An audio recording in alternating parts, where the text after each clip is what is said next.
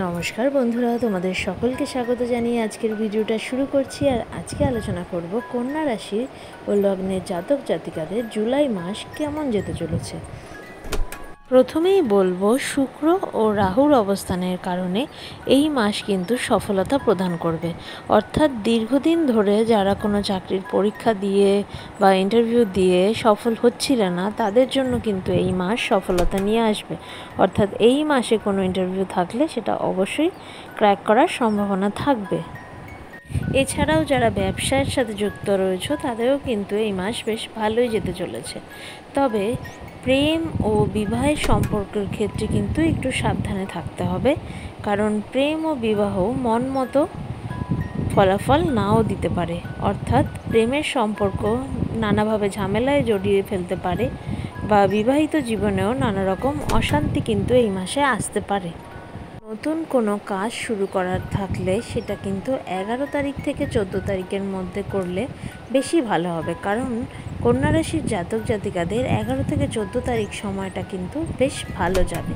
এছাড়াও এই মাসে বৃহস্পতি ও মঙ্গলের অবস্থানের কারণে অনেক না পাওয়া জিনিস কিন্তু পেতে চলেছে এই রাশির জাতক জাতিকারা। অর্থাৎ দীর্ঘদিন ধরে যার অপেক্ষা ছিল সেই অপেক্ষা কিন্তু এই মাসে পূরণ হতে চলেছে।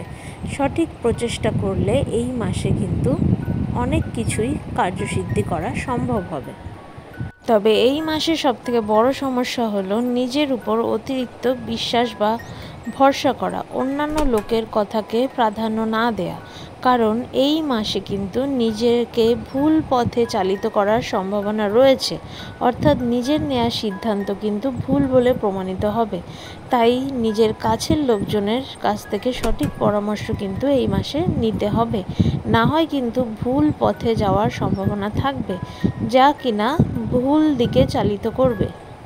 যারা স্টক মার্কেটের সাথে যুক্ত রয়েছে তারাও কিন্তু এই মাসে মুনাফা পেতে চলেছে। যারা বাড়ি কিনতে চাইছে বা নতুন জমি কিনতে চাইছে এই মাসে কিন্তু সেটি করতে পারে। অর্থাৎ এই মাসে নতুন কোনো বাড়ি বা জমি সংক্রান্ত বিষয়ে হস্তক্ষেপ করলে তাতে শুভ ফল পাবে। তবে এই মাসে কোনো গাড়ি কেনা শুভ বলে প্রমাণিত হবে না। অর্থাৎ এই মাসে যে কোনো যানবাহন কেনা থেকে এড়িয়ে চলতে হবে। পুরনো শত্রুদের সাথে শত্রুতা বৃদ্ধি পেতে পারে। এই কারণে যদি জানা থাকে যে এ আমার ক্ষতি করতে পারে, সেরকম লোকের থেকে কিন্তু দূরে থাকতে হবে, কারণ এই সময় কিন্তু খুব সহজেই তারা ক্ষতি করতে পারবে। তো এই সকল সমস্যার হাত থেকে রক্ষা পাওয়ার জন্য প্রতিদিন স্নান করে এসে মহামৃত্যুঞ্জয় মন্ত্র জপ করতে হবে। কিছুক্ষণ মহামৃত্যুঞ্জয় মন্ত্র জপ করে মহাদেবের কাছে নিজের সৌভাগ্য প্রার্থনা করে এই মাস কিন্তু ভালোভাবে কাটানো যাবে।